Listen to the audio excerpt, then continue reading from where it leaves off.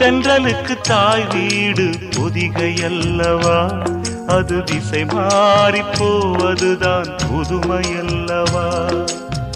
செந்தமிழின் தாய் வீடு மதுரை அல்லவா, அது தேசம் விட்டு போவதுதான் விந்தை அல்லவா. செந்தமிழின் தாய் வீடு மதுரை அல்லவா, அது தேசம் விட்டு போவதுதான் விந்தை அல்லவா. இன்னும் சொல்லவா, சொன்னால் துன்பம் அல்லவா. நான் இன்னும் சொல்லவா, சொன்னால் துன்பம் அல்லவா. தென்றலுக்கு தாய் வீடு பொதிகை அல்லவா, அது திசை மாறி போவதுதான் புதுமை அல்லவா.